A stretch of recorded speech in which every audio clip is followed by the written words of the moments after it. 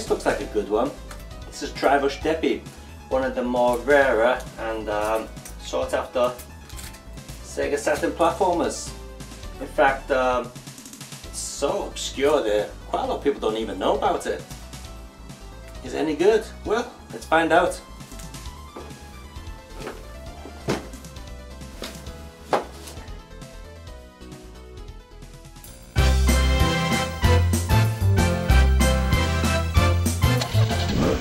So here we go with a bit of Tryrush Deppy action. Now the whole game just oozes quality, but cheap quality if you know what I mean. So first of all, you got to enter in your number plate's registration number. Now you just know if this was on a console these days, every single one of these plates would be a bloody DLC and you'd have to pay a bit of money for them.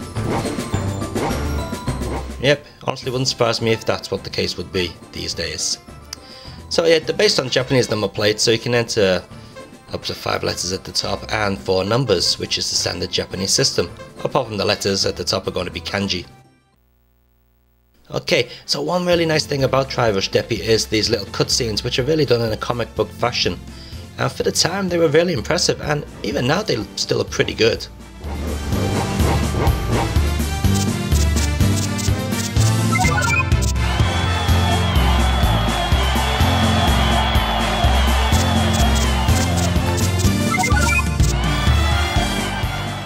Just apologise about the colour going black and white there, and there's a little bit of interference on the screen. That's because I'm using a cheap S-Video lead. Yeah, go official guys and girls. Don't buy third party crap, because you'll get quality like this. Interference on the screen, and that goes to black and white every now and then. So as you can see, Tryrush Deppy is a race across America. Now it's actually quite an interesting concept for the game. Instead of doing a real racing game, have all your characters as cars and race platform style. So down the bottom left hand corner you can see we've got a little fuel gauge. Now you've got to keep that filled up, because if you don't you're going to run out of fuel, and if you run out of fuel you're going to die. The little musical notes that you collect don't seem to do anything from what I can tell. I think you get so many you get an extra life. I think that's about it really. There's various ways to kill enemies. You can dash into them, but of course that uses up fuel. And you can jump on their heads. Well, a platform game wouldn't be complete without jumping on people's heads. Unfortunately, if you do hit an enemy, if you don't have enough speed, you will turn into a dizzy spin. And that can get really annoying at times.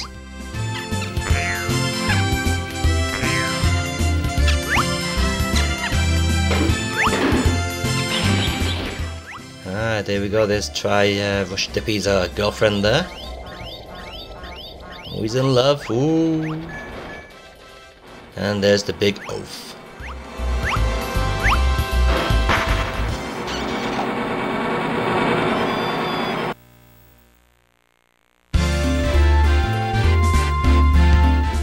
Now, the company that actually made Tryrush Deppy are known as System Supply N-Tech. Now the game was actually released by, or published by Nihon Create, who published many games, but as I say, the game was developed by System Supply N-Tech in cooperation with Factory Tetra, I think that's what they were called, and they haven't really made many games, this company. They made Farland Story, Habo no Mai, I think that was the one they made, which was published by TGL. That was also on the Sega Saturn, and for the Super Famicom they made 3x3 Eyes, one of the 3x3 Eyes games, again with a Factory Tetra. I can't remember which 3x3 Eyes game that it was now. And they also released Farland Odyssey 2 on Windows, and that's basically all they ever made. So considering the company is really small, this game is quite impressive. So here we go, taking on the first level boss. Looks lovely, doesn't he? And it's very simple to take down, you just sort of dash into his head. You got to make sure you kill those little guys that pop off the electronic magnets, otherwise they're going to knock the platforms away.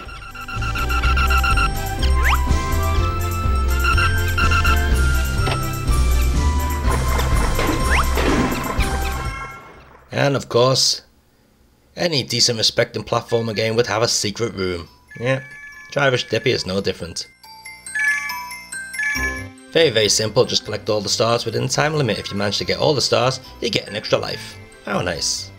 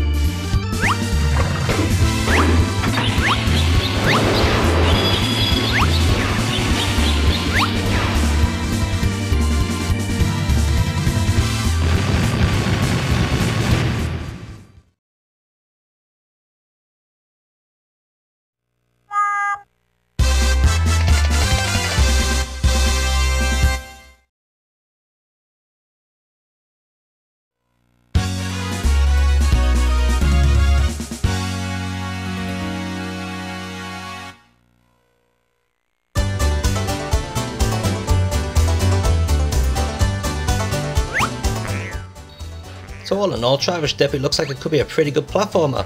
Well, it would be. Well, it's not a bad platformer, but the controls can be a little bit sluggish, to be honest.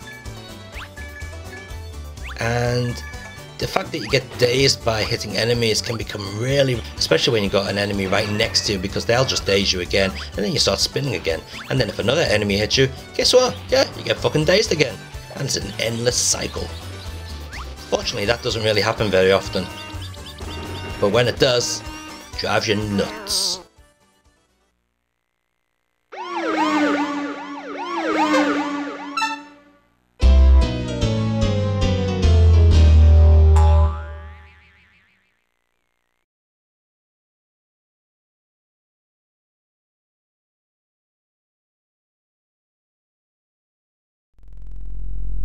Oh man, this is shit. Now you would not believe this is an arcade game. This is Kabuki Z, or Kabuki Z. It's from Taito. Taito did make a lot of shitty games in the 90s, and this is one of them. Just look at the way it walks, man. It looks like, whoa, what?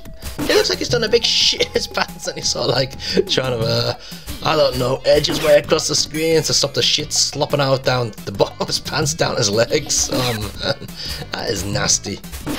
Oh, well, apart from the comical way the main character walks, the enemies just sort of run on the screen at random, and there isn't even that many of them, and they just walk right into your blade and you just chop them up. In fact, the only challenge you get is from these sort of semi-boss characters, and the only reason they're challenging is because they cheat the fucking shit out of the game. All they'll do is block, block, block, block, block, block, block. You go to slash them, they'll block it, then they'll hit you and take half your energy bar away. Just look at this tit.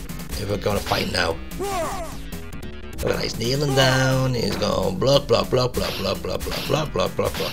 Yeah, well, fucking hell. I hate games that do that.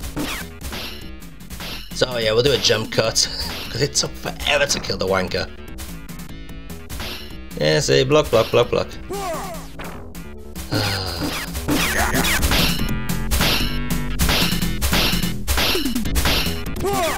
Finally we kill the bastard, chop his head off. In fact, that's the only redeeming feature of the game. And even that's not really a redeeming feature. Okay, and on to stage 2, and yet again, the same monotonous gameplay. You sort of edge across the screen, trying to stop a diarrhea slipping out your pants down your legs. Oh, he's actually doing a crouch now. It must be easier to keep the diarrhea in his pants. But yeah, same thing, the flames don't hurt you. Enemies sort of run onto the screen haphazardly, there you go. They don't even attack you, you just slash them down with your sword. And just watch this bit now. We're in a burning building, And the next thing you know, the camera pans down and we're in some sort of cave. Just doesn't make sense. What's going on there?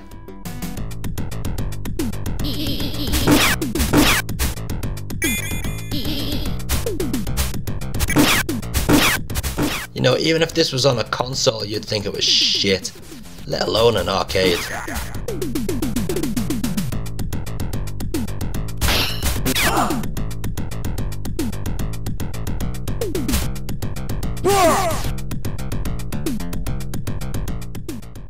Come on, stop blocking your wanker.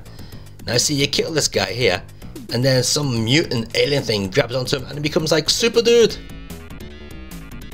And he'll take all my energy off in one bloody sweep of a sword. Total and utter shite. Taito should be ashamed of themselves releasing this bollocks.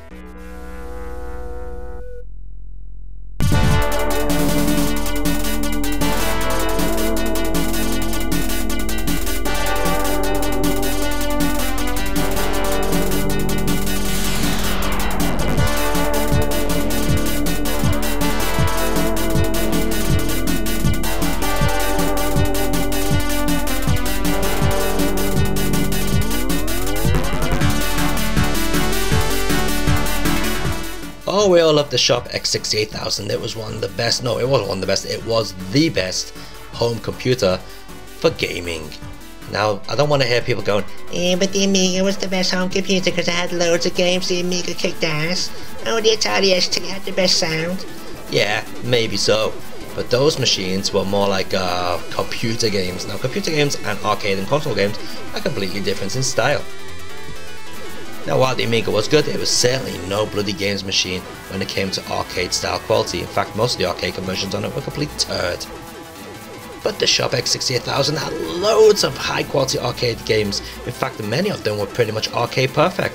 It also had a lot of good original games, and yet they were console style gaming games. But then again, it also had a lot of turkeys, like this. This is Night Arms from, I can't remember who made it now. Who made it?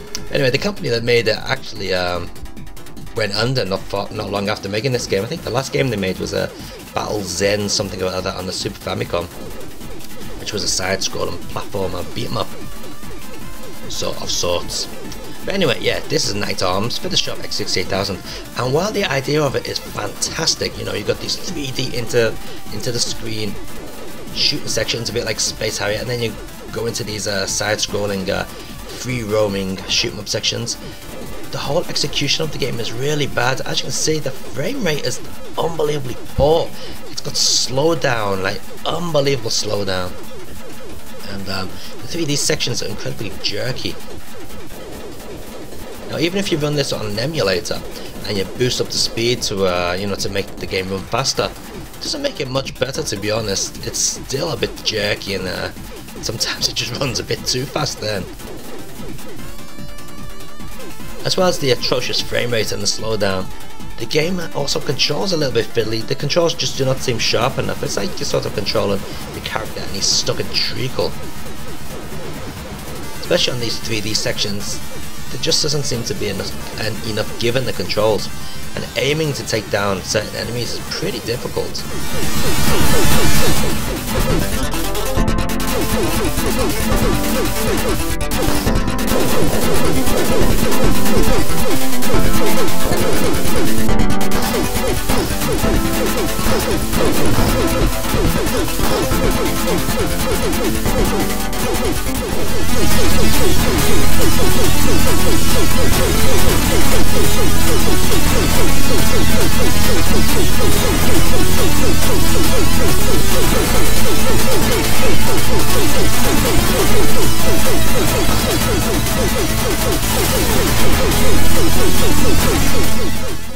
Another problem with this game, especially in the 2D scrolling sections, is the hit detection. You know, there's a lot of really heavy bullet patterns. You know, this is well before Cave came along as well. And back then, hitboxes on your character were pretty big. So take this boss for example. It's pretty much impossible to avoid any of the missiles or any of the projectiles coming at you. You're always going to get hit. Hitbox is way too big. So as it stands, Knight Arms is a fantastic idea, but in reality it just doesn't come off very well. Great shame.